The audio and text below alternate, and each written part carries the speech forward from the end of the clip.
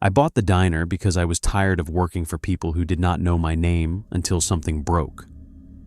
That sounds like a noble reason, but it wasn't. It was mostly spite. For 12 years, I worked in kitchens that belonged to other men. Breakfast joints, truck stops, hotel restaurants, one chain steakhouse where the manager wore cologne strong enough to season the walk-in. I opened at 4 in the morning, closed at midnight, scrubbed grease traps, covered shifts for people who called in sick, trained new hires who got promoted over me, and listened to owners talk about family right before cutting hours. So when I saw the listing for a closed diner on Route 66, I did what desperate people do. I convinced myself it was fate. The place was called Maribel's. Maribel's Diner was still written in red letters on the old roadside sign, though half the neon tubes were broken and the apostrophe had fallen off sometime before I was born. The diner sat on a lonely stretch of old highway in eastern New Mexico, about 20 minutes from the nearest town and too far from the interstate to make sense as a business anymore. That was why I could afford it. The listing called it historic, full of character and ready for restoration. All lies. It was a grease-stained, dust-choked, sunburned box with cracked vinyl booths, a sagging roof, 2 dead refrigerators, mouse droppings in the dry storage room, and a kitchen that smelled like old fryer oil no matter how long the doors stayed open. But I loved it the second I stepped inside. I loved the curved counter with red stools bolted to the floor. I loved the faded black and white tile.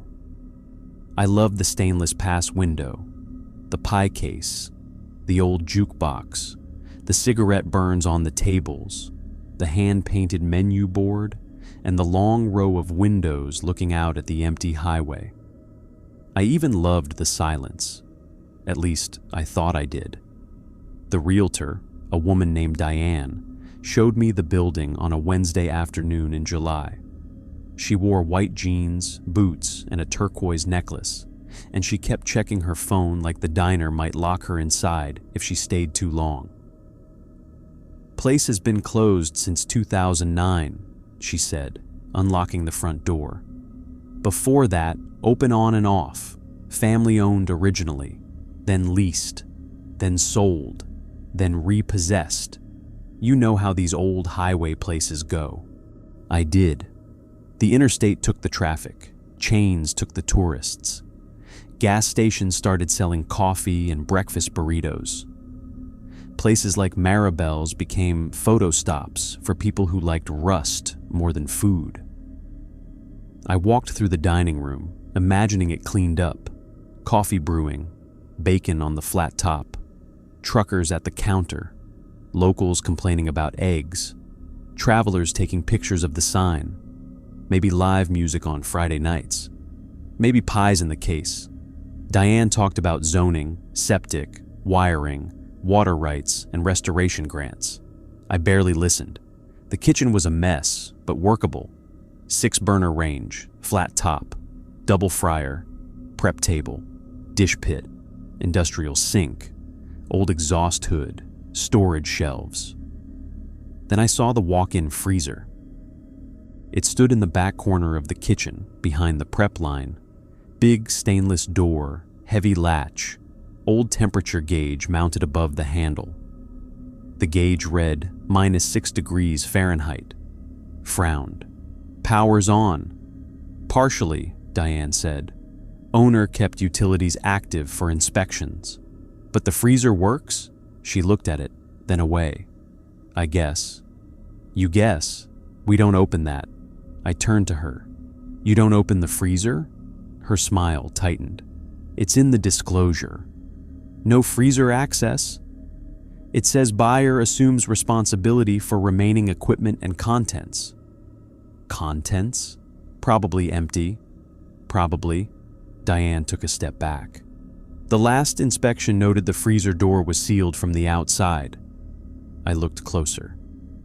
A thick steel chain ran through the freezer handle and around a pipe bracket mounted to the wall. A padlock held it shut. Not a modern padlock, old brass, dark with age. "What the hell?" Diane sighed. "I know how it looks."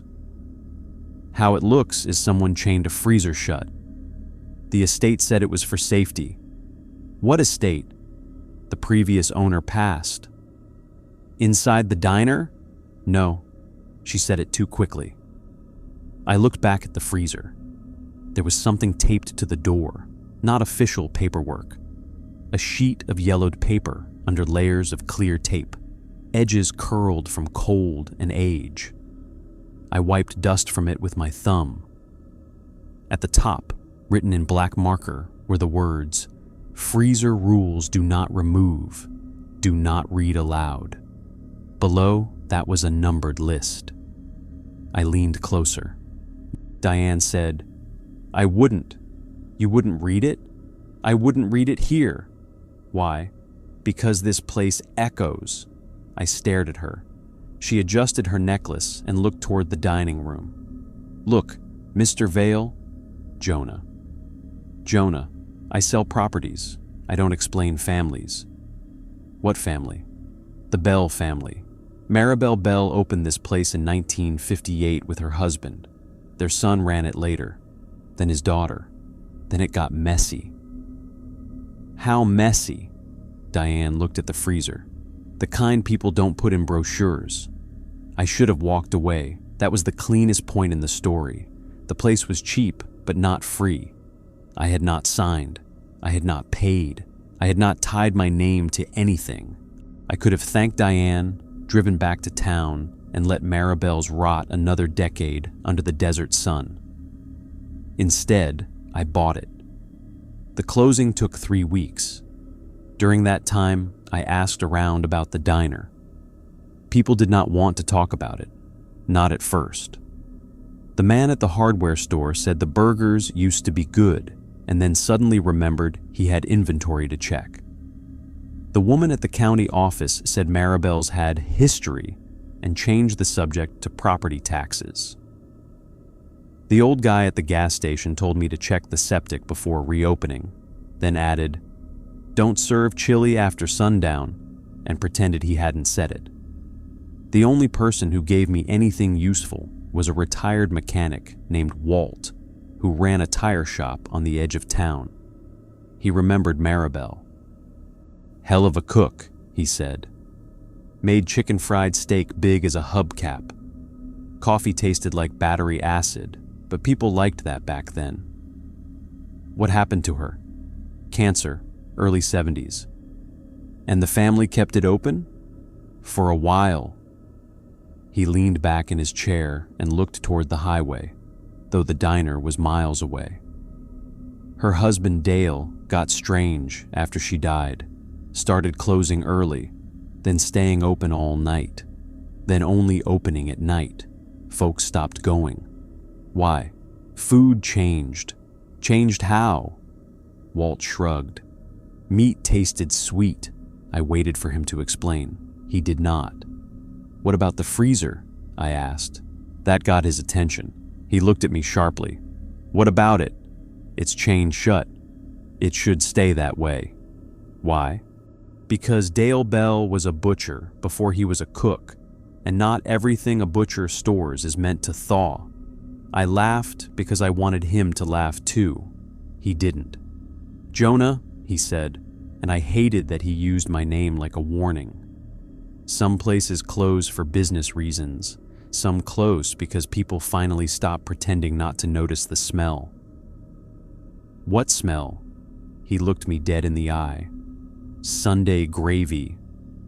I didn't know what that meant. I would. I got the keys on a Monday morning. Diane met me outside the diner with the final paperwork, the property packet, and a smile so relieved it almost became insulting. "Congratulations," she said. I took the keys. "Any advice?" "Yes." She pointed toward the back of the building. "Don't sleep here." "I own it. I have to renovate." "Work during the day." Anything else? She opened her car door. If you take the chain off the freezer, don't do it alone. Then she drove away fast enough to throw gravel. For the first week, I worked daylight only. Not because I believed Diane, because the building had no reliable lights yet, and I wasn't an idiot about electrical hazards. I cleaned out the dining room, hauled junk to a dumpster, scrubbed floors, pulled moldy boxes from storage, replaced broken bulbs, and made lists of everything I needed before reopening. I did not touch the freezer. Every morning I told myself I would deal with it that day. Every afternoon I found another excuse. The chain stayed. The rules stayed taped to the door. The temperature gauge stayed at -6 degrees Fahrenheit, even when the electrician cut power to half the kitchen for 4 hours. That was the first thing I could not explain. The second was the smell. It started on Friday. I arrived at 7:30 a.m. and found the kitchen smelling like something had been cooking overnight. Not rotten, not spoiled. Cooking, tomato sauce, garlic, onions, beef fat, wine, bay leaves. The smell was thickest near the freezer door. Sunday gravy. Walt's words came back. I opened every window and propped the kitchen door. By noon, the smell was gone. At 5 p.m., it came back. I went home before sunset. Saturday, I brought bolt cutters. I set them on the prep table and stared at the chain for 20 minutes. Then I read the rules. Silently. Freezer. Rules do not remove, do not read aloud. Rule 1. The freezer stays chained from sunset to sunrise. Rule 2. If the temperature gauge reads above 0 degrees Fahrenheit, leave the building and call the number inside the register drawer. Rule 3. If the freezer hum stops, turn off every light in the kitchen and wait in the dining room until it starts again. Rule 4. Do not open the freezer if you smell Sunday gravy. Rule 5. Do not open the freezer if you hear someone knocking from inside. Rule 6. If the knocking sounds like someone you know, leave through the front door only. Rule 7. Never say you are hungry while standing in the kitchen after dark. Rule 8. If meat appears on the prep table, wrap it in butcher paper and place it in the outside trash before midnight. Do not cook it. Rule 9. If the walk-in light is on under the door, do not look through the gap. Rule 10. If a woman asks for coffee from behind the freezer door, tell her the diner is closed. Rule 11. If a man says he owns the place, ask him what Maribel served on Fridays. If he says anything except catfish, do not answer again. Rule 12. If the freezer door is open when you arrive, do not enter the diner. Drive to town and ask Walt to burn sage in the parking lot. He will complain. Make him do it anyway. Rule 13. If the freezer chain is missing, check the pie case. If there is a cherry pie inside, leave it alone until morning. Rule 14. If there are 2 cherry pies, do not let anyone eat either one. Rule 15. If the jukebox plays Blueberry Hill by itself, go to the register and count the cash drawer. There should be $18.63. Rule 16. If there is more, remove the extra and bury it under the sign. Rule 17. If there is less, put in the difference from your own wallet before closing. Rule 18. If the back door opens by itself, lock the dining room doors and do not look into the parking lot. Rule 19. If headlights appear outside after midnight, count them. 2 is safe, 4 is not. Rule 20. If a customer sits at booth 6 after closing, bring black coffee and no menu. Rule 21. If the customer at booth 6 asks for the special, say the kitchen is out. Rule 22. If the customer says Dale always has some, turn off the open sign and stand behind the counter until he leaves. Rule 23. If the freezer door opens from the inside, do not run. Walk to the pie case, take the oldest pie, and place it on the floor in front of the door. Rule 24. If you cannot find a pie, use sugar. Rule 25. If you hear Maribel singing in the kitchen, do not interrupt. Rule 26. If she asks you to taste the sauce, say you already ate. Rule 27. If Dale asks you to help carry something heavy, say your hands are full. Rule 28. If your hands are empty when you say this, pick up the coffee pot before he reaches you. Rule 29. If the freezer rules change, copy the new rule into the ledger under the register. Rule 30.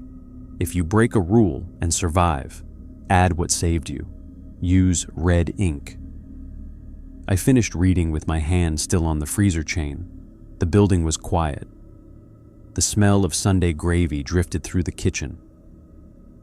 I put the bolt cutters back in my truck.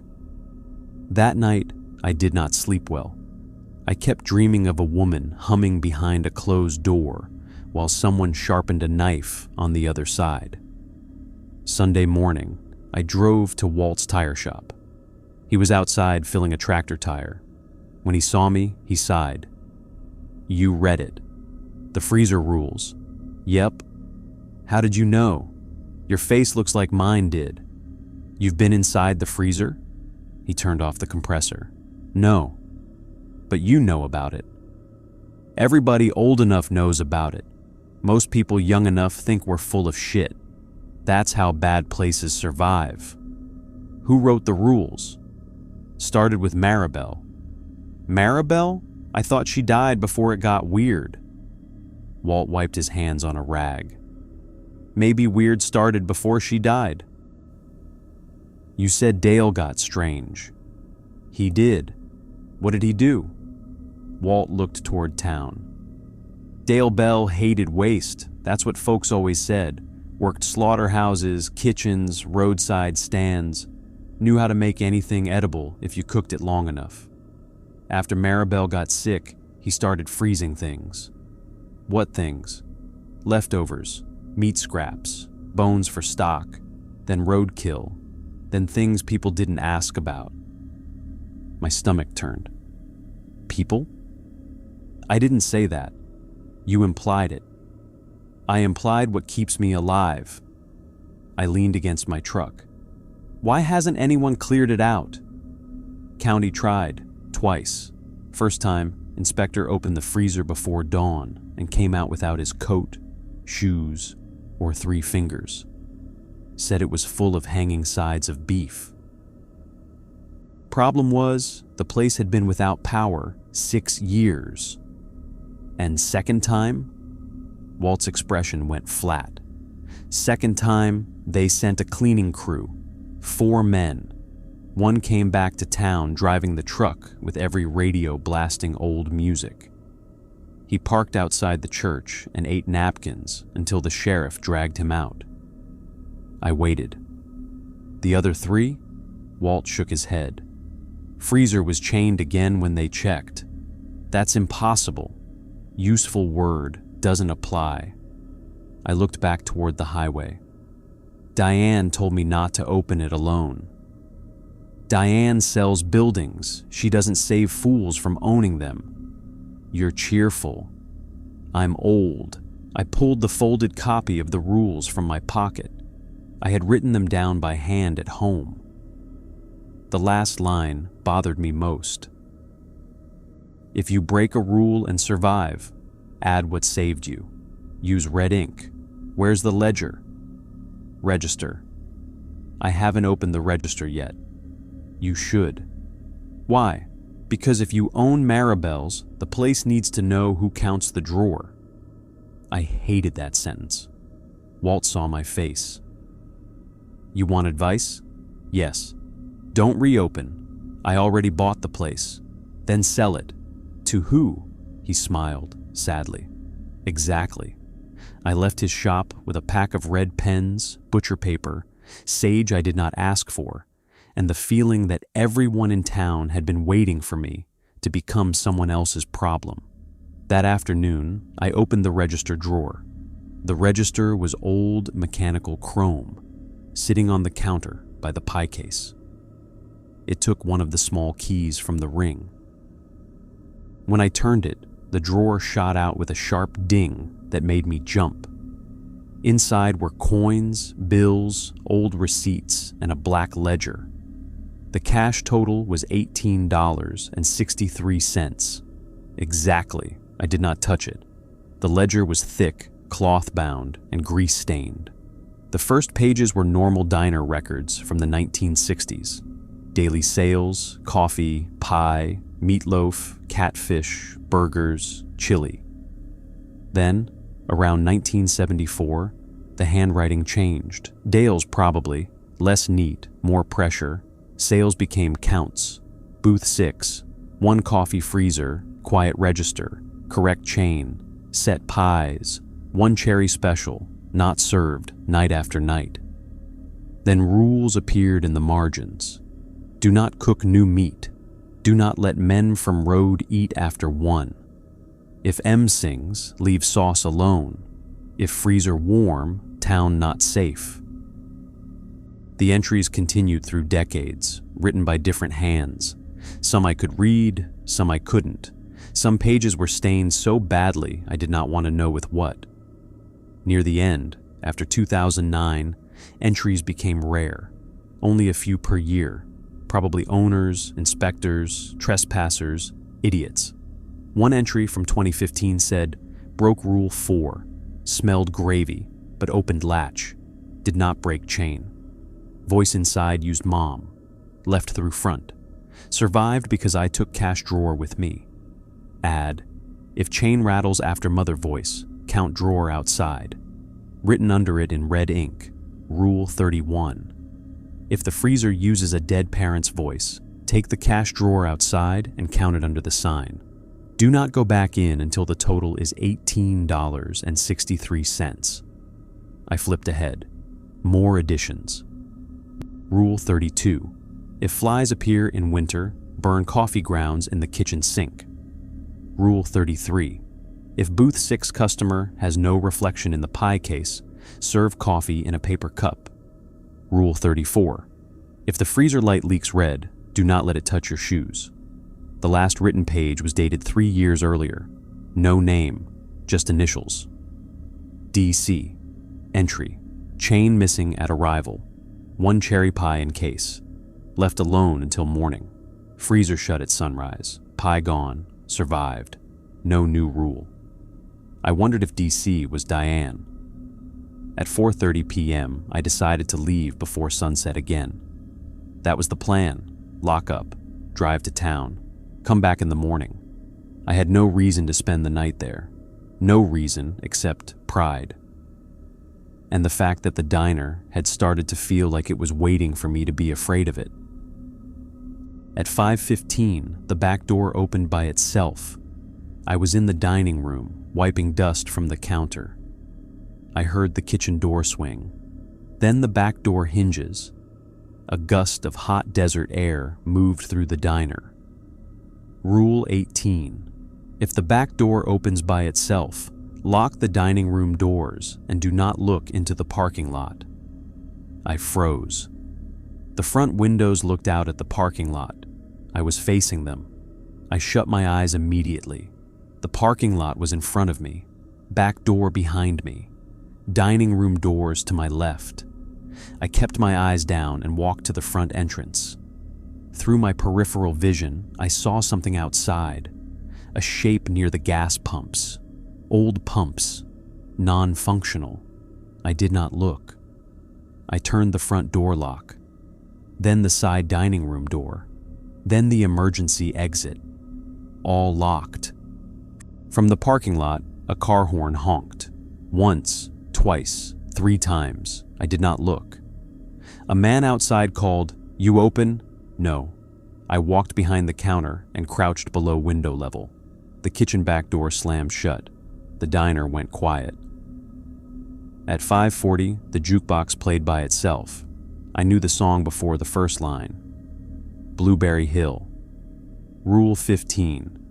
If the jukebox plays Blueberry Hill by itself, go to the register and count the cash drawer. There should be $18.63. I unlocked the register. Ding. My hand shook as I counted. $8 in ones, 2 fives, 2 quarters, 1 dime, 3 pennies, $18.63. Correct. The song played softly across the diner. I left the drawer open until it finished. At 6:02, someone sat in booth 6. I heard the vinyl creak. The booth was near the far window, the last one before the hallway to the bathrooms. Its red seat was split down the middle. I had cleaned it earlier. Now a man sat there. I had not seen him enter. He wore a dark suit jacket, bolo tie, and a white shirt stained at the cuffs. His hair was slicked back. His face was tanned, lined, ordinary except for the fact that his eyes reflected the jukebox lights like an animal's. Rule 20. If a customer sits at booth 6 after closing, bring black coffee and no menu. I did not have fresh coffee. The pot behind the counter was empty. That felt like a problem. The man at booth 6 looked toward me. Coffee. His voice was dry. I moved behind the counter, filled the pot with water, scooped grounds, and started the machine. It gurgled too loudly. The man waited. No impatience, no movement, just waiting. When the coffee finished, I poured a mug. Black. No spoon, no cream, no menu. I carried it to booth 6 and set it down. His hand closed around the mug. His fingers were pale where they touched the ceramic. New owner, he said. I said nothing. He smiled. You got a name? No. I had learned enough from other places and from these rules. Names mattered. Kitchen's closed, I said. He chuckled. I didn't ask if you could cook. He lifted the coffee and drank. His throat moved too many times for one sip. I stepped back. He looked toward the freezer door through the kitchen pass window. She's still singing? Rule 25. If you hear Maribel singing in the kitchen, do not interrupt. I heard nothing. No music in the kitchen, I said. His smile faded. Shame. He turned back to me. What's the special? Rule 21. If customer asks for the special, say kitchen is out. The kitchen is out. His eyes hardened. Dale always has some. Rule 22. Turn off open sign and stand behind counter until he leaves. The open sign was not on. I had not plugged it in yet, but now it glowed in the front window. Red neon. Open. I walked to the wall switch and turned it off. The sign stayed lit. The man in booth 6 smiled again. I unplugged it. The sign went dark. Then I went behind the counter and stood there. The man drank his coffee. The diner clock ticked. Outside, the sun slipped lower. The freezer hummed in the kitchen. After a few minutes, he stood. He left 2 coins on the table. Not modern coins. Silver. He walked to the front door. Still locked. He passed through it like smoke through screen wire. The mug on booth 6 was empty. Inside, it was a tooth. Human. I did not touch it. I wrote in the ledger, 6:15 p.m. Booth 6 customer appeared after closing. Served black coffee, asked special, said, Dale always has some. Open sign turned off / unplugged. Customer left, tooth and mug. Did not touch. The ledger accepted the entry. At 6:30, the freezer knocked. 3 times. Tap, tap, tap. Rule 5. Do not open freezer if you hear someone knocking from inside. Fine. I was not planning to. Then it knocked again. Tap, tap, tap. A woman's voice said, Coffee. Rule 10.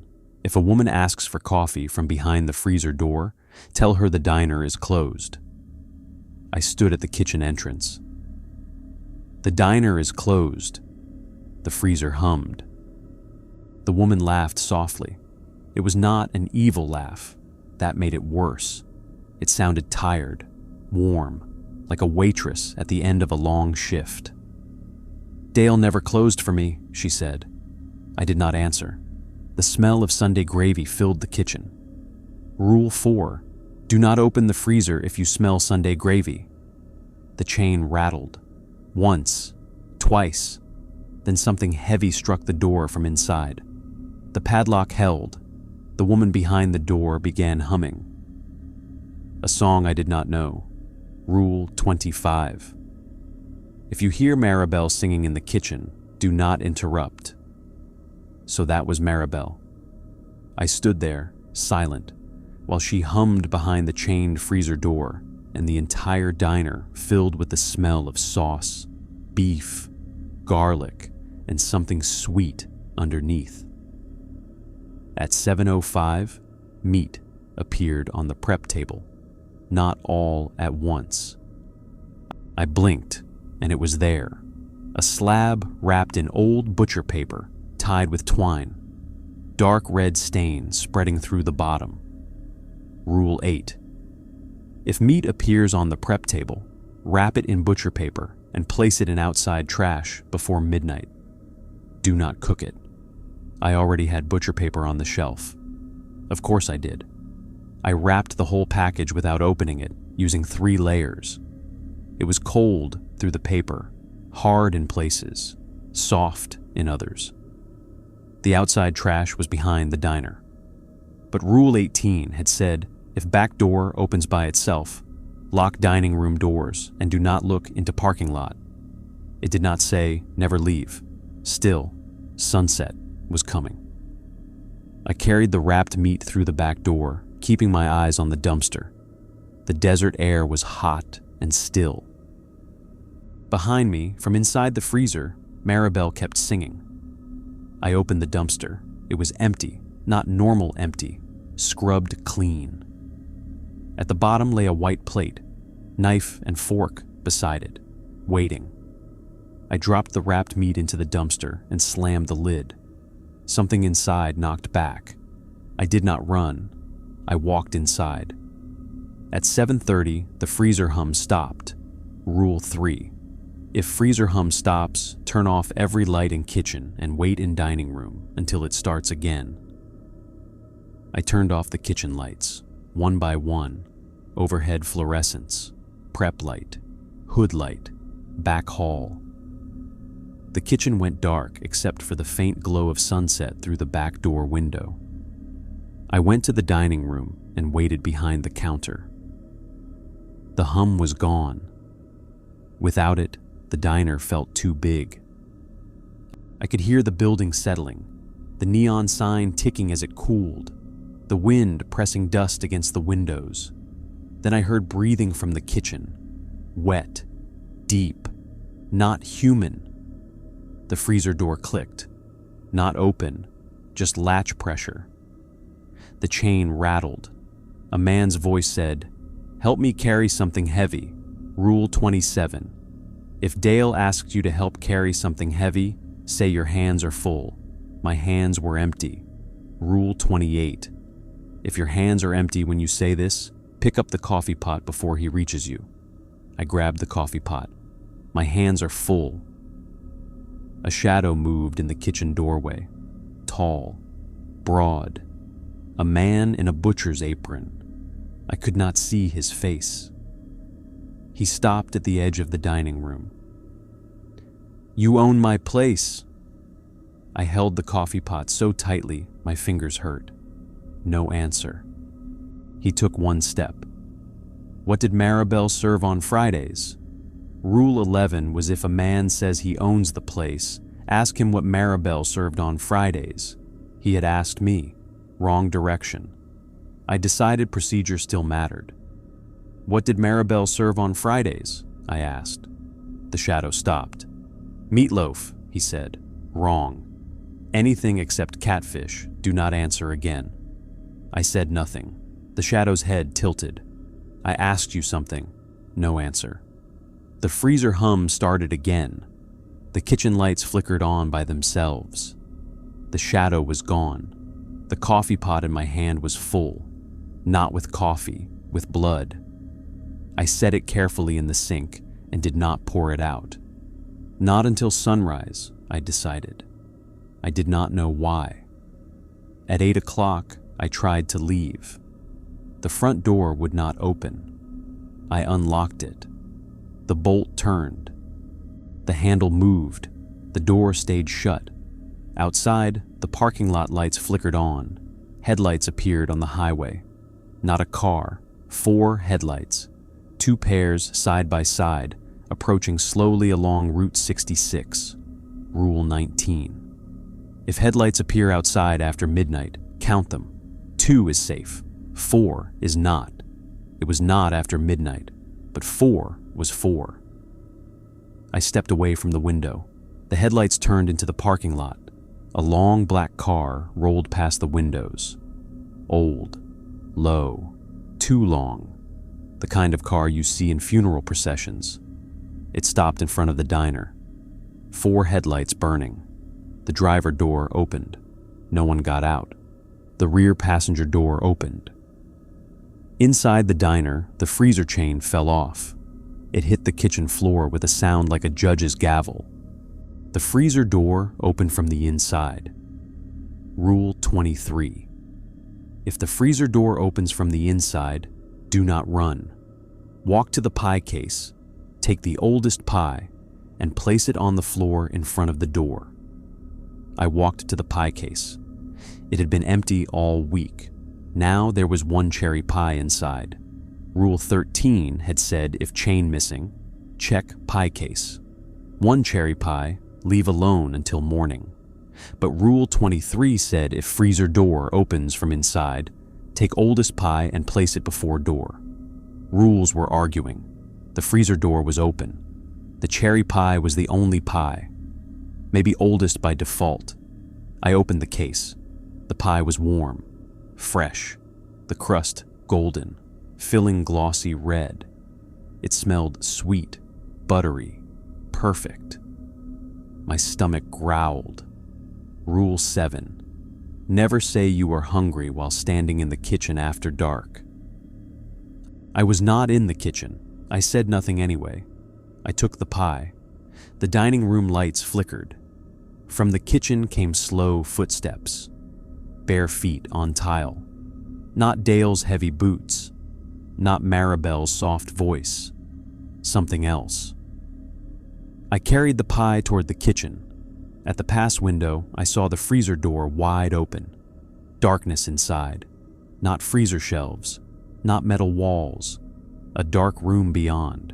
Something stood just inside, too tall to fit through without bending. Behind me, the black car honked once. The thing in the freezer whispered, "Serve." I walked, not ran, and set the cherry pie on the floor in front of the freezer door. The thing bent down. I looked away before I saw its face. The pie slid across the tile into the freezer. A wet sound followed. Chewing. The freezer door swung shut. The chain lifted from the floor by itself, looped through the handle, and locked. The black car outside drove away. At 8:17, the register dinged. I went to the drawer. The total had changed. $19.63. $1 too much. Rule 16. If there is more, remove the extra and bury it under the sign. I took out a single dollar bill. It was old, silver certificate. The face in the center was not Washington. It was Dale Bell.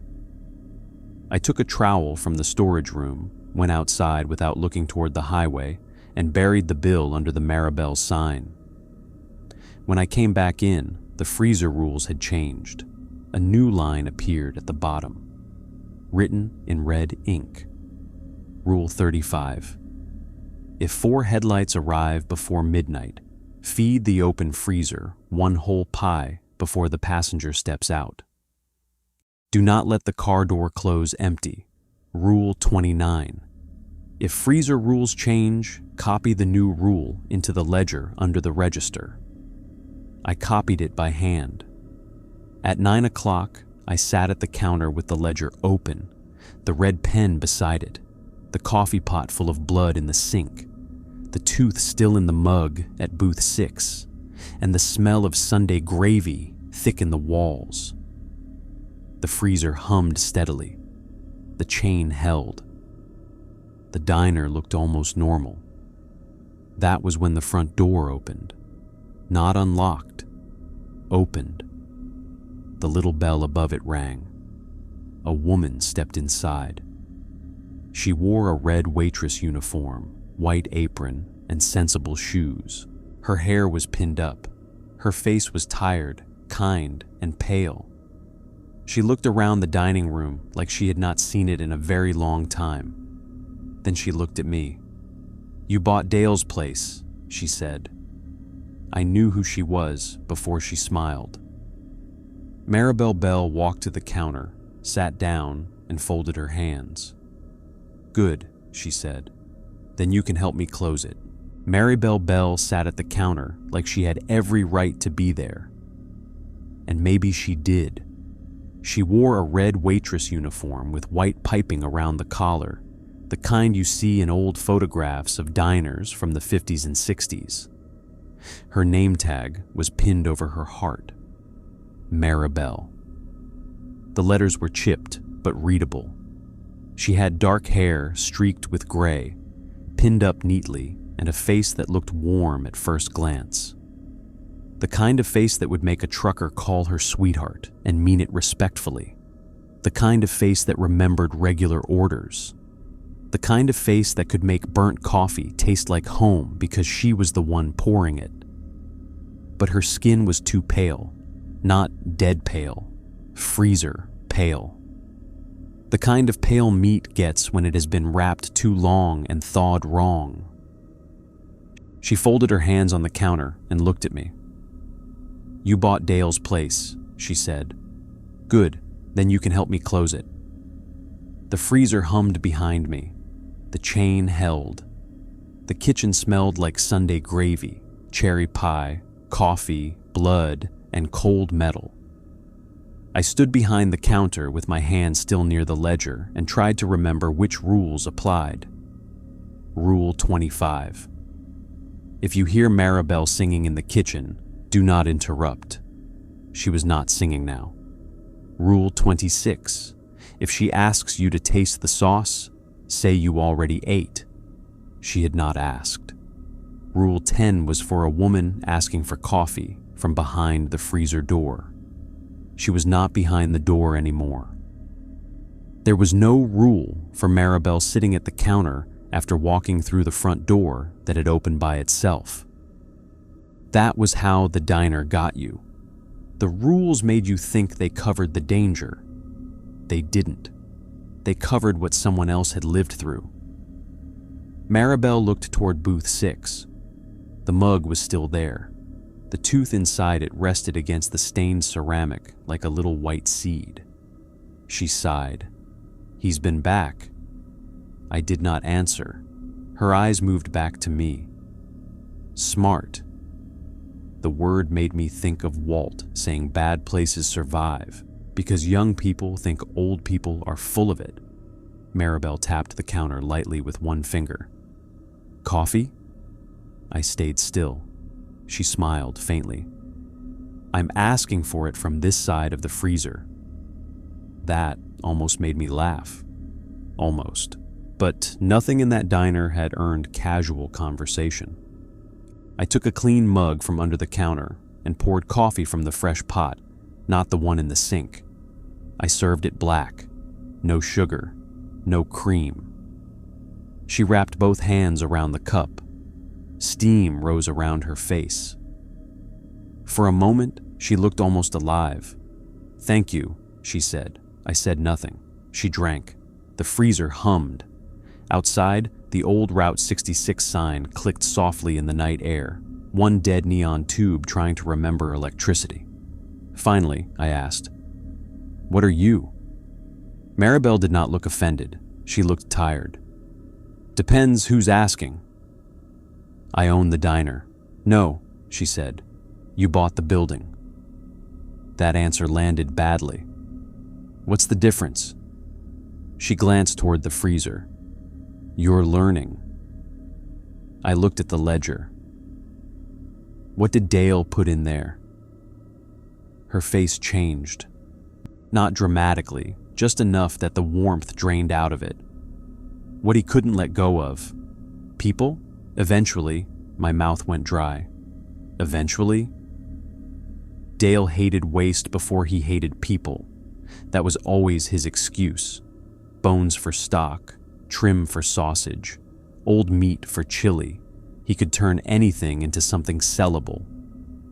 She looked down into her coffee. When I got sick, he started saving more. Said food was memory. Said if he kept the right things frozen, nothing really left. The freezer hummed louder. Maribel did not look back. He started with my meals, the last soup I made, the last pie I baked, the last sauce I touched, then my hair from the brush, blood from handkerchiefs, teeth after they fell out. He labeled everything. I swallowed. What happened when you died? He kept cooking. The kitchen lights flickered. Maribel set the mug down. I woke up in the freezer 3 nights after my funeral. I stared at her. She smiled without humor. Not all of me, not enough. Just what he had kept. Enough for the diner to remember the shape of me. The freezer chain rattled once. Maribel closed her eyes. Dale thought he brought me back. He didn't? He brought back appetite wearing grief. Something knocked softly from inside the freezer. Tap, tap, tap. Maribel opened her eyes. You shouldn't have fed it pie. The rules said to. The rules were written by survivors. Survivors are not always right. Sometimes they only write down what the thing preferred last time. I looked at the freezer rules taped to the door. Then what am I supposed to follow? The rules, she said, but not blindly. That was not comforting. Outside, headlights passed on the highway without slowing. For 1 second, the windows reflected the diner as it must have looked decades ago. Clean counter, full pie case, chrome shining, open sign glowing honestly, Maribel behind the counter, Dale at the grill, customers in booths, smoke in the air, coffee always burning. Then the reflection shifted back. Dust, cracked vinyl, dead neon, me, Maribel, and something moving behind the kitchen door. I picked up the red pen. What rule do I add? Maribel shook her head. Not yet. Why not? You haven't survived the mistake. What mistake? She looked at the coffee pot full of blood sitting in the sink. You didn't empty Dale's pot. My stomach dropped. I didn't know if I should. You were right not to pour it down the sink. What do I do with it? Boil it. No. She looked at me with pity. That's what I said too. The freezer hum stopped. All at once. Rule 3. If the freezer hum stops, turn off every light in the kitchen and wait in the dining room until it starts again. But the kitchen lights were on. The coffee pot full of blood was in the kitchen sink. Maribel's eyes hardened. Lights. I moved. Fast. I turned off every kitchen light. Overheads. Prep. Hood. Back hall. Dish pit. The kitchen dropped into darkness. The freezer was a black shape in the back corner, chain dull against stainless steel. The hum was gone. Maribel stayed at the counter. Dining room, she said. I'm here. No, behind the counter isn't far enough this time. From the dark kitchen, Dale's voice said, Maribel. She went still. The voice came again, not from the freezer, from the stove. Maribel, help me carry something heavy. Rule 27. If Dale asks you to help carry something heavy, say your hands are full. Maribel did not have anything in her hands. I grabbed the coffee pot from the dining room warmer and shoved it into her hands. She looked at me, startled. The shape in the kitchen doorway leaned forward. Dale Bell stepped out of the dark. He was not the shadow from before, not fully. Now I could see him. Big man, broad shoulders, white butcher's apron over a short-sleeved shirt, dark hair combed back, thick hands. A face that might have been handsome once before hunger and age and obsession sharpened it into something cruel. He looked at Maribel first, then at the pot in her hands. "Still making him serve you?" Maribel's mouth tightened. "My hands are full." Dale smiled. "You always did know the script." The freezer chain rattled. The temperature gauge above the handle ticked upward. -6, -4, -2. Rule 2.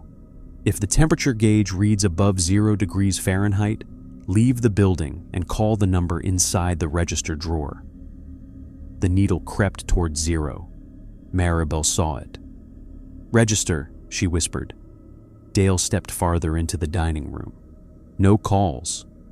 I moved behind the counter, opened the register, and searched beneath the cash drawer. The $18.63 was still there. Under the coins was a small folded card. A phone number written in faded blue ink. No name, just a number. The temperature gauge clicked. 0 degrees Fahrenheit. Then +1. Rule 2. Leave the building and call the number. The front door was still locked, but when I grabbed the handle, it opened. Hot desert air rushed in. Dale turned toward me. "You leave, you don't own it." I stepped outside anyway. Maribel did not follow. "Maribel," I said. She looked at me from the counter, coffee pot still in her hands. "Call." Then the front door slammed shut between us. The parking lot was dark except for the glow of the dying diner sign and moonlight on the cracked asphalt. I stood under Maribel's diner and dialed the number on my cell phone. No service. Of course. I tried anyway. The call went through. 1 ring. 2. A man answered. "Walt." I almost laughed from relief. "It's Jonah. Temperature above 0? Yes. You outside? Yes. Good." There it was again. That word. "Don't say that." "Fine. You did the least stupid thing. Dale is inside." A long pause. Then Walt said, "So's Maribel?" "Yes." "She speak to you?" "Yes." "She ask you to taste anything?" "No." "You feed the freezer?" "A cherry pie." Walt muttered something I couldn't make out. "The rules said to. The rules say what kept the last fool alive, not what fixes the place." That's what she said. Then listen to her. The diner windows fogged from inside. Not steam, cold. Frost spread across the glass, white veins crawling outward. "What does it mean when the freezer warms up?" I asked. "It means what's in it is thawing." "What's in it? You don't want the whole answer." "Give me the useful one." Walt exhaled. "Dale's inventory." The front window frosted completely. Behind it, silhouettes moved. 2 people, then 3, then more. "What do I do?" "Get the sage from your truck." "Seriously?" "No, Jonah, I gave it to you for seasoning." I ran to my truck, grabbed the bundle of sage from the passenger seat, and returned to the sign. Walt continued, "Burn it under the sign, not by the door. Place the register card in the smoke. Say the diner is closed for inventory." "That sounds ridiculous." "Most things that work do." I flicked my lighter until the sage caught. Smoke curled upward, sharp and bitter.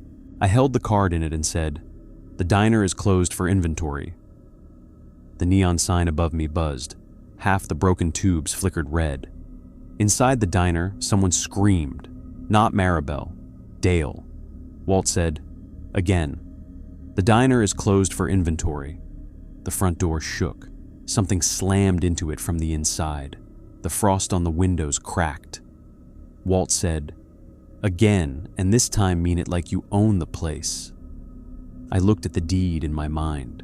The money, the keys, the weeks of cleaning, my stupid plans, my pride, my name on the paperwork. Maybe I did not own the diner, but I owned the responsibility now. I said, "Maribel's diner is closed for inventory." Every light inside went out. The freezer hum returned. Deep, steady, wrongly comforting. The phone line clicked. Walt said, "Do not go back inside until the gauge is below 0. "How do I know from out here?" "You wait until Maribel opens the door." "What if Dale does?" "Then ask him what she served on Fridays." "If he lies, don't answer." "And if he says catfish?" Walt went quiet. "What if he says catfish?" I repeated. "Then Dale remembers too much, and you run to town without your truck if you have to." The line died. I stood under the sign with smoking sage in one hand, the phone in the other, and frost melting off the diner windows. The temperature outside was still hot. Sweat ran down my back. Inside, shapes moved behind the glass. At booth 6, the customer returned. He sat in the dark with his hands folded, facing the window. He was watching me. Then the pie case lit up by itself. Inside were 2 cherry pies. Rule 14. If there are 2 cherry pies, do not let anyone eat either one. I was outside. The doors were closed. The pies were inside. The booth 6 customer turned his head toward the pie case. The front door opened. Only an inch. Maribel's voice came through. "Don't come in." I stayed where I was. "Temperature? Below. How far?" -1. "Not enough." Behind her, Dale shouted something. The door slammed closed. I waited. The booth 6 customer stood and walked toward the pie case. No. Rule 14. Do not let anyone eat either one. How was I supposed to stop him from outside? I looked around. The old gas pump stood near the parking lot edge. Rusted, disconnected, decorative. Beside them was a gravel bed with weeds and a metal signpost. I grabbed a loose rock. The customer opened the pie case. I threw the rock through the front window. Glass exploded inward. The customer froze. Cold air poured from the hole. "Kitchen is out!" I shouted. Wrong rule, maybe, but close enough. The booth 6 customer slowly turned toward me. His face was different now. Not human, not exactly. His mouth was full of teeth too small for his jaw. He stepped away from the pie case. Behind him, Maribel appeared from the kitchen, holding the coffee pot. The one I had shoved into her hands. She swung it like a weapon. It shattered against the back of his head. He collapsed into steam and dust. The 2 cherry pies in the case began to bleed. Maribel unlocked the front door and stepped outside. Her uniform was stained dark. Her hands shook. Frost clung to her hair. "You broke a window. You said don't let him eat the pies." She looked back at the shattered glass. Then, slowly, she smiled. "Not elegant, effective. Gauge, -4. Close enough? For now." I looked past her into the diner. The kitchen was dark. The freezer chain held. No sign of Dale. "Where is he?" "Counting." "What?" "Inventory." From inside the kitchen, Dale shouted, "One short." Maribel's smile vanished. "One short what?" She looked at me. "Package. The dumpster. The wrapped meat I had thrown out. The one that had knocked back." I looked toward the back of the building. "No," Maribel said. "Did you wrap it?" "Yes." Did you put it outside before midnight? Yes. Did you mark it? Mark it? She closed her eyes. What was inside? I didn't open it. What shape? The question made my stomach turn. I don't know. Meat. Whole. No. Bones? I didn't check, Dale shouted again from inside. One short, the freezer temperature gauge clicked. -4. -3. Maribel grabbed my arm. Inventory has to balance. How? Either the missing package comes back inside, or something else replaces it. I thought of the dumpster, the white plate at the bottom, the knocking. What happens if I retrieve it? You may see the label. And if I see the label, do not read it aloud. Of course, we went around back together. The parking lot seemed longer in the dark. The broken window behind us breathed cold into the hot desert air. The diner sign buzzed overhead. The old highway was empty in both directions. The dumpster sat behind the kitchen, lid closed. A trail of dark liquid ran from beneath it toward the back door. Maribel stopped 10 feet away. I can't touch what he wrapped. Why not? I'm in too many labels already. That made no sense. I didn't ask. I opened the dumpster. The wrapped meat was gone. The white plate remained at the bottom. Knife, fork, napkin now folded beside it. On the napkin, in red sauce, someone had written, "Thank you." The back door opened. Dale stood in the kitchen entrance. He smiled at me. "You threw out food." I backed away. Maribel whispered, "Hands full." I looked down. My hands were empty. Dale stepped out. "Help me carry something heavy." I grabbed the dumpster lid with both hands. "My hands are full." His smile widened. "That ain't yours." He moved fast, too fast for a big man. Maribel shouted, "Jonah!" Dale grabbed my wrist. His hand was freezing, not cold like ice, cold like metal in a meat locker. The moment he touched me, the parking lot changed. The desert vanished. I was standing in the kitchen of Maribel's in 1978. The diner was alive, lights bright, grill hissing, jukebox playing low, rain tapping the windows, though it had not rained outside. Dale stood beside me, younger, stronger, apron clean. The walk-in freezer door was open. Inside hung sides of beef, pork shoulders, sausages, wrapped packages on shelves, all normal, almost. At the back of the freezer stood a woman in a hospital gown, Maribel, thinner, sick, alive. She looked at Dale and whispered, "Please don't." Dale's grip on my wrist tightened. "You see," he said, Rule 30 from other places echoed in my head. "If the courthouse asks for a witness, do not say I saw. Different place, different rules, same trap." I said nothing. Dale dragged me toward the freezer. "You see what she asked me?" No answer. "She asked not to be wasted." Maribel in the past shook her head. "No, Dale." He didn't hear her, or wouldn't. The freezer shelves blurred. Packages appeared, labels. Maribel, hair Maribel, blood Maribel, broth Maribel, last sauce Maribel, hands. I almost read that one aloud. Almost. Dale leaned close. "Tell her." "No." "Tell her you see." "No." He slammed me against the freezer door. "I kept her." The past flickered. Now the freezer was darker. Packages hung from hooks, not beef. People-shaped things wrapped in butcher paper. Labels on everyone. Trucker, no tip drifter, asked too much inspector, saw freezer cleaner, opened door Dale, heart Dale, heart. I looked at him. He smiled with my fear. "You read that one." Not aloud, but I had read it. The freezer knew. The kitchen snapped back to the present. I was on the pavement behind the diner, Dale holding my wrist, Maribel behind him with horror on her face. "You kept your own heart?" I whispered. Dale's smile vanished.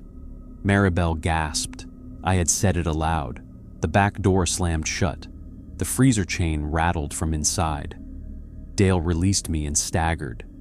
"You don't say inventory aloud," Maribel whispered. The temperature gauge inside the kitchen began clicking upward fast. I could hear it through the wall. -3, -2, -1, +1. The freezer hum rose into a roar. Dale turned toward the diner.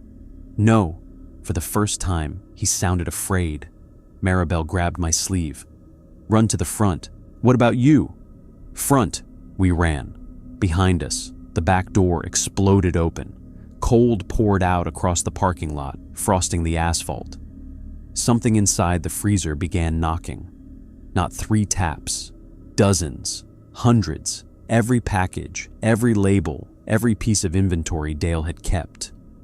The diner lights flashed on, the open sign lit. The jukebox screamed to life, playing Blueberry Hill too fast. The register dinged over and over. When we reached the front, headlights appeared on Route 66. 2, then 4, then 6, then 8. Cars turned into the parking lot one by one. Old sedans, trucks, a station wagon, a hearse, a state inspection van, a cleaning crew truck. They parked facing the diner, headlights burning, doors opened, customers stepped out. Not whole, not all of them. Some wore butcher paper-like clothes. Some had labels stuck to their chests. Some were missing fingers, faces, shoes, teeth. All of them looked toward the diner. Maribel whispered, "Inventory came to collect." The front door opened behind us. From inside, Dale screamed. The sound was cut short by the freezer door slamming open. Maribel looked at me. "Now you can write the rule." "What saved me?" She looked through the broken window at the register. "You read his label aloud. That almost killed us." It woke them. A man from the inspection van stepped toward the diner. His jaw was wired shut with freezer twine. Behind him, others followed. They entered through the front door, the broken window, the back, any opening they could find. The diner filled with shadows. Cold rolled through the parking lot. Maribel stood very still as they passed her. None touched her. One by one, they went into the kitchen. The freezer swallowed them, or they swallowed it. I could not tell. The building shook. The sign buzzed. The pie case shattered. The booth 6 table flipped over. The old car with 4 headlights rolled up last. Its rear door opened. No one stepped out. Maribel looked at it. "No," she whispered. "What?" "Dale's seat." Inside the diner, Dale crawled out of the kitchen. Not walking now, crawling. His apron was torn. His face was gray. His chest was open, and there was nothing inside but frost. He dug his fingers into the tile, pulling himself toward the dining room. "Maribel," he rasped. She did not move. "Help me carry something heavy." Her eyes filled with tears. I grabbed the coffee pot from the counter through the broken window and shoved it into her hands. "My hands are full," she said. Dale looked at me. Hate filled what was left of his face. The inventory dragged him back. Hands reached from the kitchen darkness. Butcher paper tore. Labels fluttered. Dale screamed her name until the freezer door slammed shut.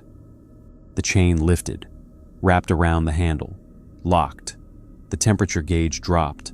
+1, -1, -4, -6. The cars outside went dark. One by one, the headlights turned off. The figures in the diner were gone. The night became hot again. The only sounds left were the freezer hum and Maribel crying softly beside me. At 11:58, we went back inside. The diner was destroyed. Not completely, but enough. Broken glass, overturned stools, pie filling across the floor, coffee everywhere. The Booth 6 mug shattered, the tooth gone. The coffee pot in Maribel's hands was empty. The freezer chain held, taped to the freezer door beneath the old rules. A blank space waited. I opened the ledger under the register, red pen. My hand shook so badly I could barely write. Rule 36. If you read Dale's label aloud and survive, let the inventory collect before touching the freezer. Keep your hands full when he crawls out. Do not pity him. The ink dried red. The freezer rules on the door changed to match. Maribel watched. Then she looked at the ledger. Again. What? Write what you learned. I stared at the page, then wrote, Rule 37. If the freezer warms because inventory is missing, do not replace it with yourself. Find the label that owns the hunger. The freezer hummed. The chain stayed still. Maribel nodded. That one is yours. The clock above the counter read midnight. The front door opened again. This time, Walt stepped in. He carried a shotgun in one hand and a thermos in the other. He looked at the shattered glass, the spilled pie, Maribel, me, and the chained freezer. Then he sighed. Hell of a first night. I almost laughed. Maribel looked at him. Walter. His face changed. All the years dropped out of it for 1 second. Maribel. You got old. Somebody had to. He set the shotgun on the counter, opened the thermos, and poured coffee into a paper cup. Then he looked at me. You said the label? Yes. Dale's? Yes. Walt nodded slowly. Then you got until sunrise. Until sunrise for what? Maribel answered. To open it. I looked at her. No. You have to. No. Every rule says not to open the freezer. After dark, she said. When it wants to be opened. Walt took a drink from the paper cup. At sunrise, it doesn't get to invite. What happens at sunrise? Maribel looked toward the kitchen. You count inventory. I stepped back. No. She held my gaze.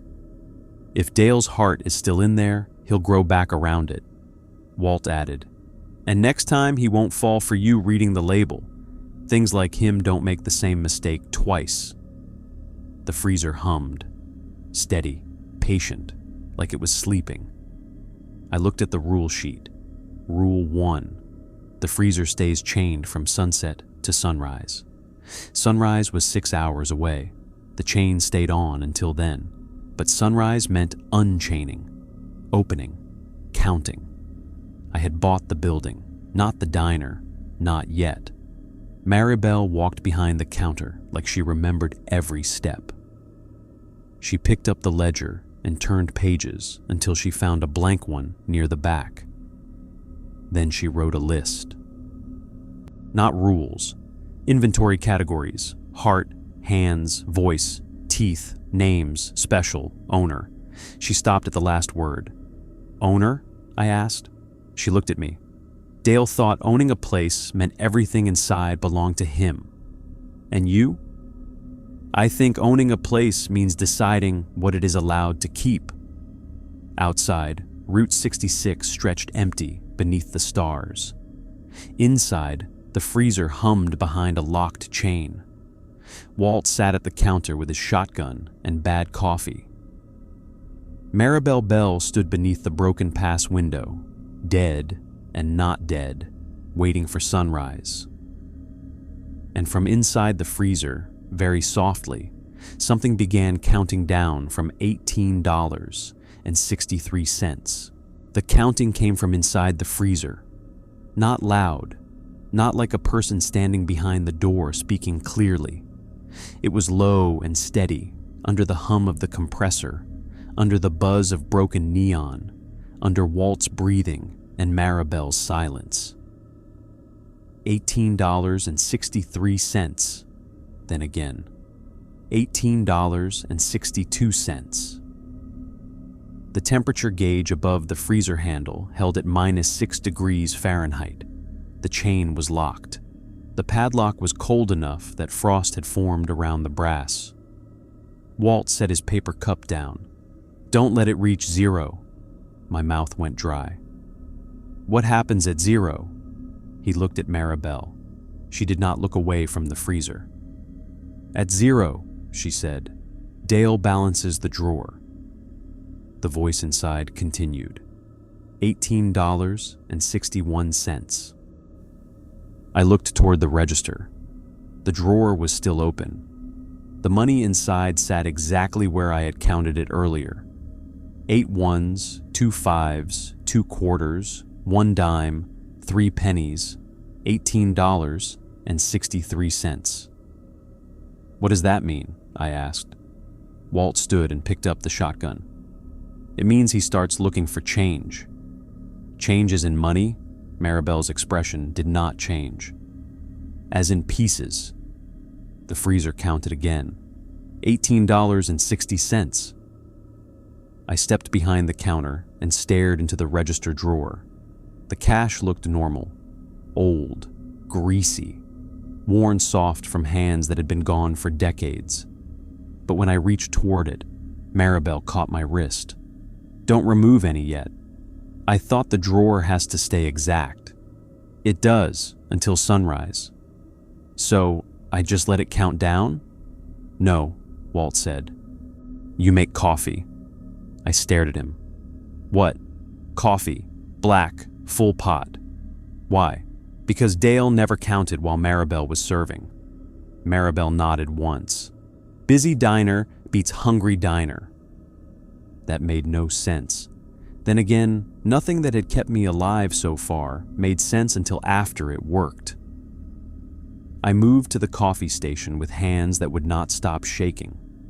The first pot, the one I had used for the Booth 6 customer, was cracked. The second one had held blood and still sat in the sink. I did not trust either. I found a third glass pot under the counter, dusty but whole, rinsed it, filled the machine, added grounds, and flipped the switch. The machine sputtered. The freezer paused. For 3 seconds, it stopped counting. Then it resumed. $18.59. "Hurry," Walt said. "I am hurrying." The coffee dripped painfully slowly. Maribel walked to the pie case. The glass was cracked from the night's chaos. 2 ruined cherry pies lay bleeding across the shelves, but in the back, on the bottom rack, there was another pie. Apple, untouched. She smiled sadly. "I used to make 6 apple every morning." "Can that thing be used?" "It's not for eating." "Then what is it for?" "Display." She lifted the apple pie carefully, set it under the brightest surviving counter light, then turned the pie case sign around so it faced the empty dining room. Fresh pie. The freezer stopped counting again. The diner shifted. That is the only way I can describe it. The dust did not vanish. The broken window did not repair itself. The floor did not suddenly become clean. But something in the room remembered being open. The counter looked longer. The stools looked straighter. The air warmed by half a degree. Walt moved to the front door and turned the lock. "What are you doing?" I asked. "Opening."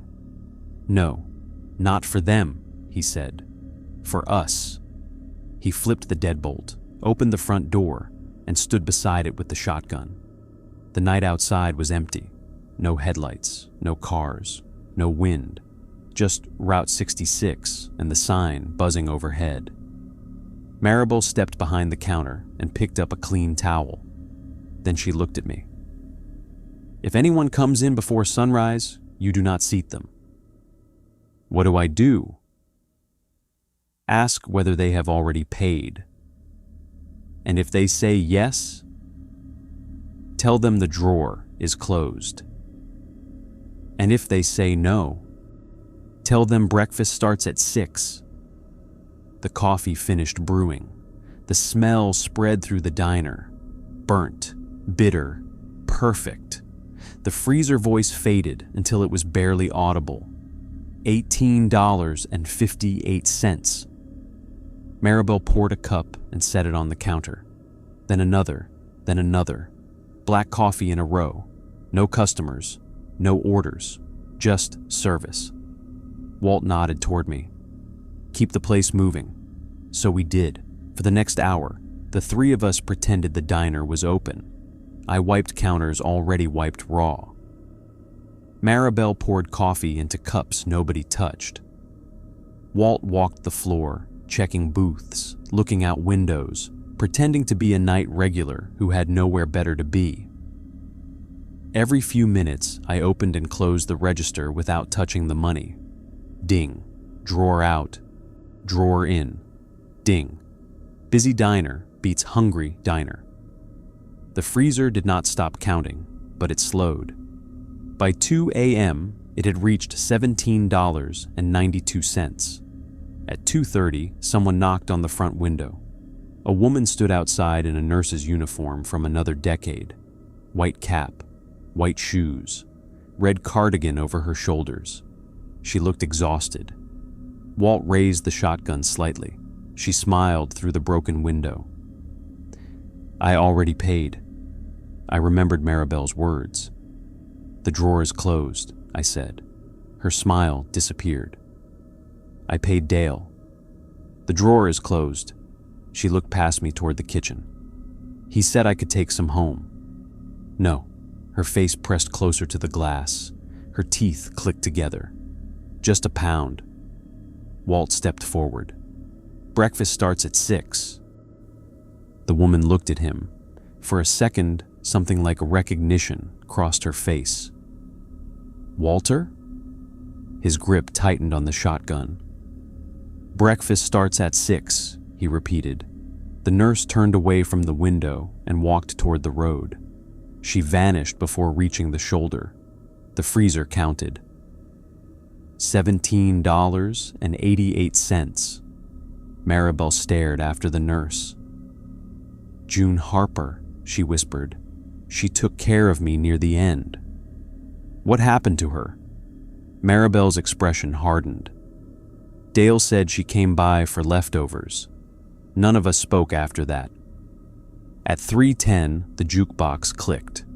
I moved toward the register before the song even started. But it was not Blueberry Hill. A different song played, slow, old, a woman singing about going home. Maribel froze. Walt looked at her. What? She whispered. That was our wedding song. The lights flickered. The freezer hum softened. Not stopped. Softened. Like it was listening. Dale's voice came from the kitchen. Not the freezer. Not the stove. Everywhere. Dance with me, Belle. Maribel closed her eyes. No. The song continued. The dining room changed around her. For a moment, the broken glass became whole. The booths were polished. Balloons hung from the counter. Young Maribel stood in a white dress near the jukebox, laughing as Dale Bell spun her once across the tile. Then the memory soured. The young Dale held her too tightly. The young Maribel tried to pull away. The older Maribel beside me clenched her fists. Dale's voice said, "You owe me one dance." Walt stepped between her and the jukebox. She doesn't owe you anything. The song scratched, skipped, started again. Maribel opened her eyes. Turn it off. I ran to the jukebox and yanked the power cord from the wall. The music kept playing. Of course it did. Maribel walked over, lifted one of the red stools, and smashed it through the jukebox glass. The song died in a burst of sparks. The freezer screamed. Not Dale. The freezer itself. Metal bending. Ice cracking. The temperature gauge climbed. -6, -5, -4. The counting sped up. $17.50, $17.49, $17.48. Walt shouted, "Coffee!" I grabbed the pot and started pouring into every cup on the counter. Maribel picked up the red pen and opened the ledger. She wrote, "Rule 38. If the jukebox plays a wedding song, break the glass before the second verse. Do not dance." The gauge slowed at -3, then dropped to -4. The counting slowed again. Walt looked at the destroyed jukebox. Always hated that damn thing. Maribel almost smiled. At 4 o'clock, the freezer stopped counting entirely. That should have been good. It wasn't. The diner went silent. No hum, no neon buzz, no wind, no refrigerator tick, no breathing. The register drawer opened by itself. Ding. Inside, the money was gone. All of it. The drawer was empty except for one slip of butcher paper. I did not touch it at first. Then Maribel said, "Read it silently." I lifted it. In black marker, it said, "Owner account, open."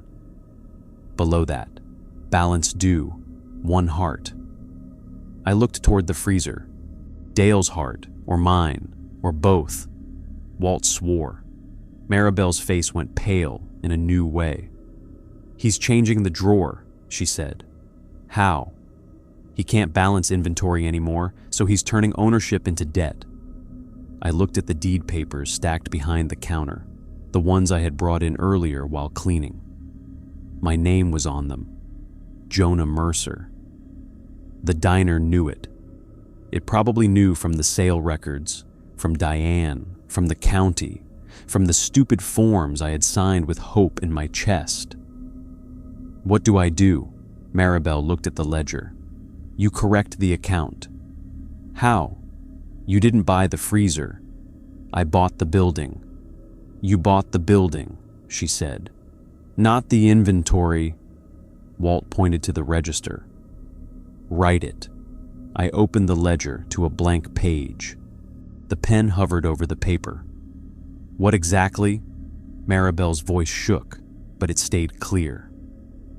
"Maribel's diner property transferred. Freezer inventory excluded. Dale Bell retains responsibility for all contents placed, labeled, stored, served, hidden, or preserved without consent." The moment I started writing, the freezer slammed from inside. Once, twice, 3 times.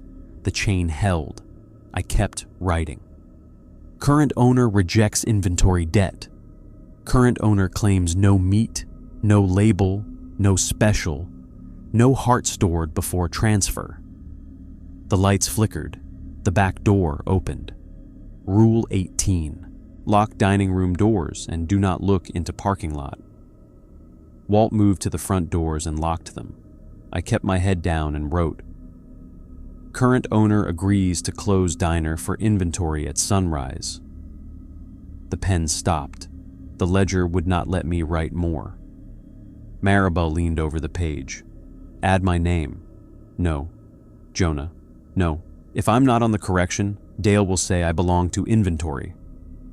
The freezer began humming again, very softly, almost like laughter.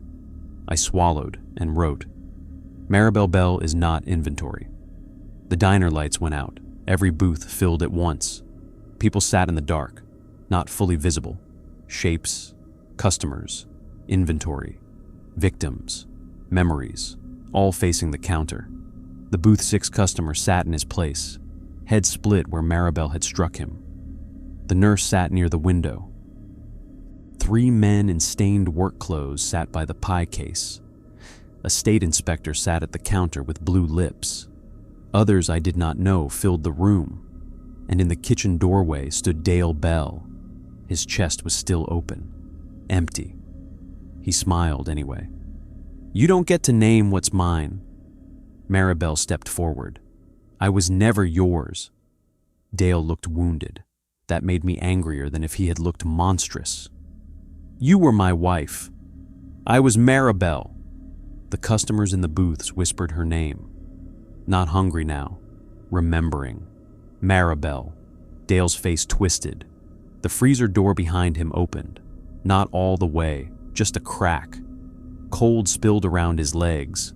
Inside, far back in the darkness, something pulsed red. A heart, not beating exactly, counting. 1863, 1863. Walt raised the shotgun. Dale laughed. "You can't shoot a dead." "No," Walt said, "but I can shoot a lock." He fired. The blast tore through the padlock on the freezer chain. The chain snapped loose and fell. The freezer door swung open. The red pulse inside brightened. Dale screamed and turned toward it. Maribel grabbed the ledger. "Sunrise isn't here!" Walt pumped the shotgun. "Then we make it early." He shot the front window frame. Wood splintered. The plywood covering the upper transom collapsed outward. A thin gray line of dawn showed on the horizon. Not sunrise, not yet, but close. The freezer interior stretched deeper than the building. Racks and hooks went back into darkness farther than any walk-in could. Packages hung everywhere. Butcher paper, labels, twine, frost. A whole history of things Dale refused to release. At the center, on a steel tray, sat a wrapped package labeled Dale Bell, Heart. It pulsed under the paper. Dale crawled toward it. Maribel shouted, "Don't let him touch it." I grabbed the coffee pot, not because it was a weapon, because Rule 28 had taught me that empty hands were dangerous.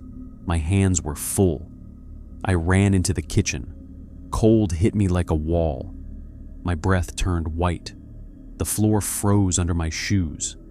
Dale reached the freezer threshold and shoved one hand inside.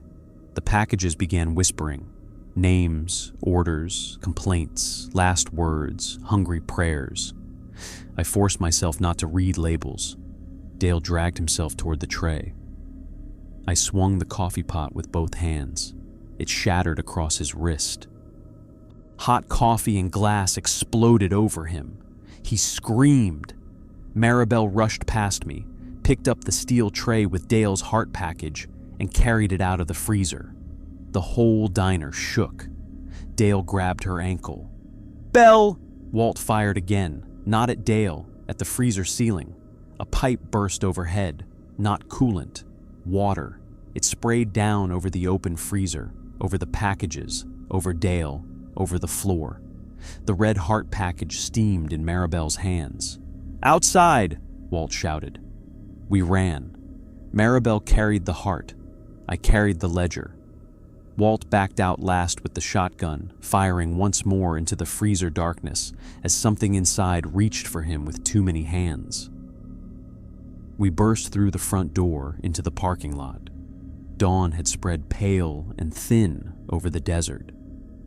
The sun itself had not broken the horizon yet. Maribel ran to the sign. "Bury it," she said. Rule 16 had taught me where extra money went. Under the sign, I dug with the trowel already lying there from the dollar bill. Dale screamed from the diner. He was dragging himself across the dining room floor now, leaving frost and black grease behind him. Walt stood between us and the door. "Anytime," he said. "I'm digging." Maribel dropped the heart package into the hole. It beat once, hard. The ground under the sign pulsed. I opened the ledger and read the correction silently one more time. Then I added one final line in red ink. Dale Bell retains debt for his own heart. The sun broke the horizon. Light hit the diner sign. The old neon tubes flashed red, then white, then went dark forever. The package under the sign collapsed, not rotted, not exploded, collapsed, like whatever had been inside had finally accepted gravity. From inside the diner, Dale screamed one last time. The sound started human and ended as the freezer hummed. Then that stopped too. Silence. Real silence. the kind a closed business makes when no one is pretending it might reopen tomorrow. We stood in the parking lot until the sun fully cleared the horizon. Only then did Walt lower the shotgun.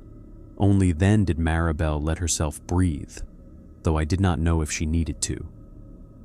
The front door of the diner hung open. Inside, morning light touched the counter, the broken jukebox, the cracked pie case, the red stools, the booths. The freezer door stood open in the kitchen. Nothing moved inside. We walked in together. The freezer was normal-sized again, metal shelves, frost, old fan, empty hooks, no packages, no impossible depth, no heart, no Dale.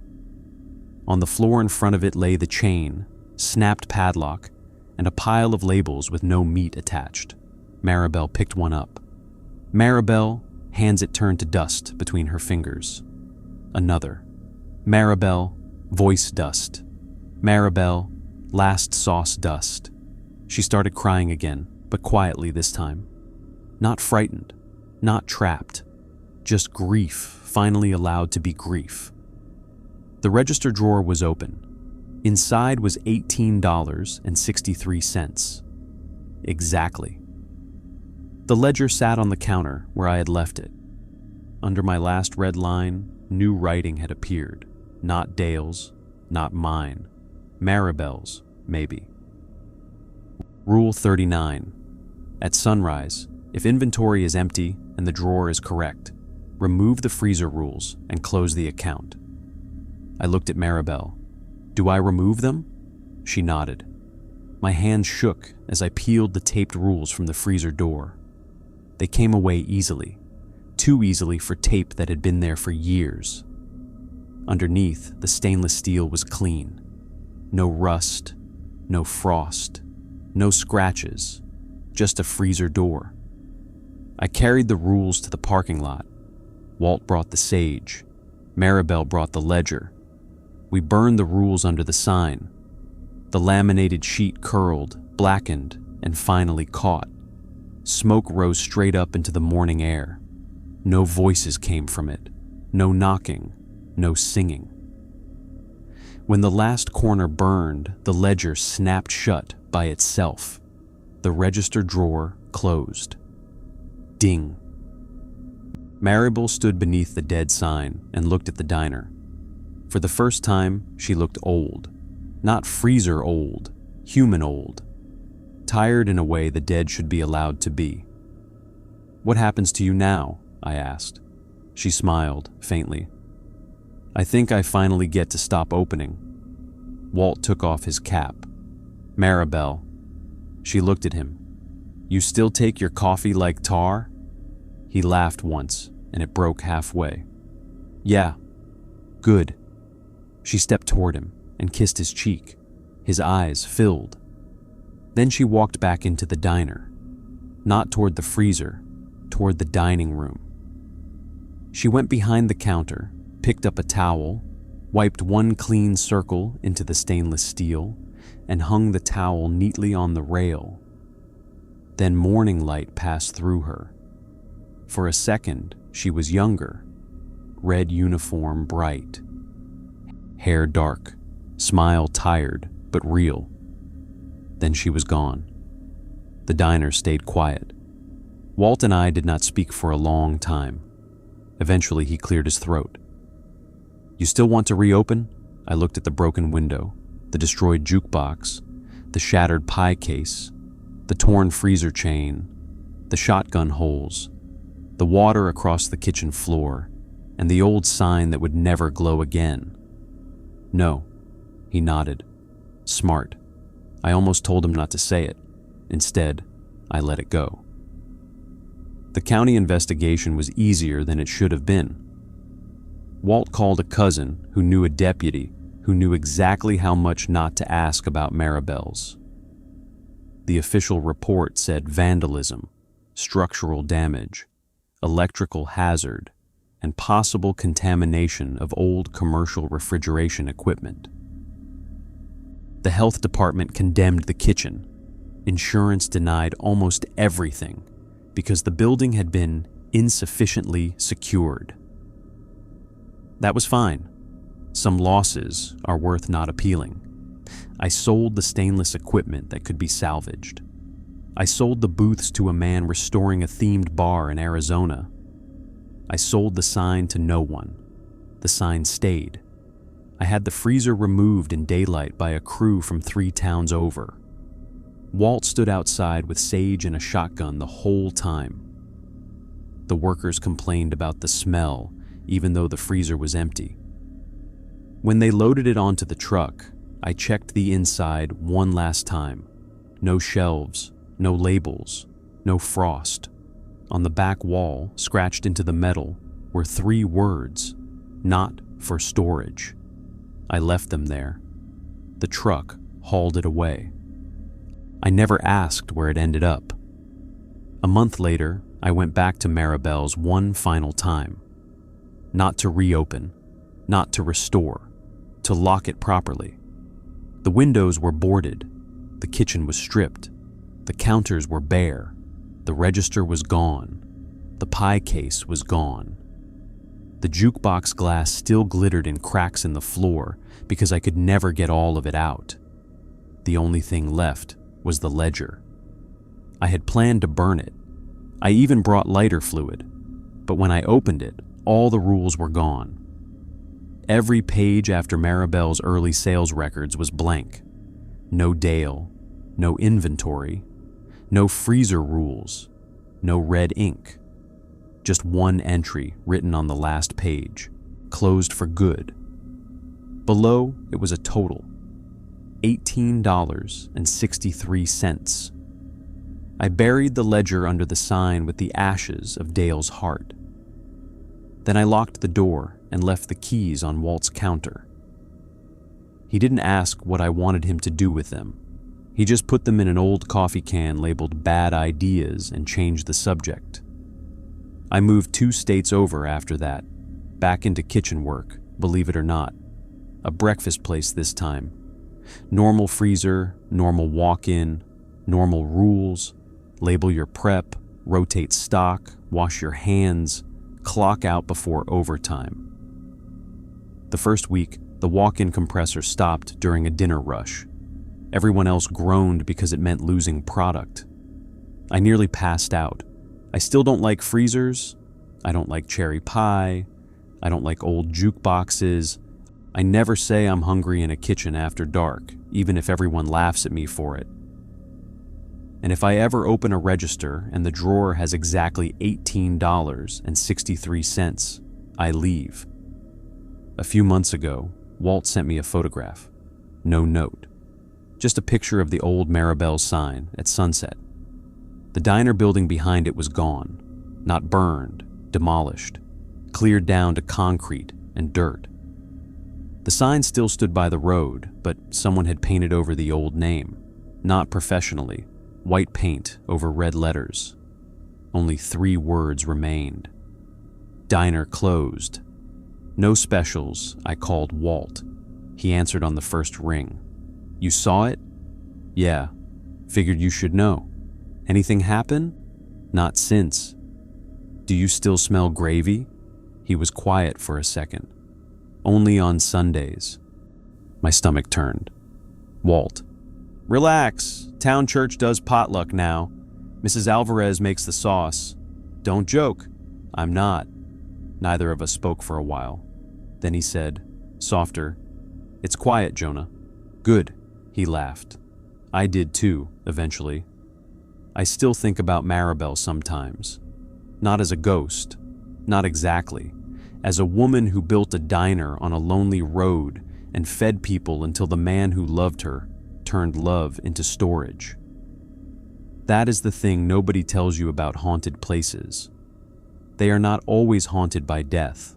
Sometimes they are haunted by ownership, by someone who could not tell the difference between keeping and caring, by a ledger that never balanced because no amount of saving could replace letting go.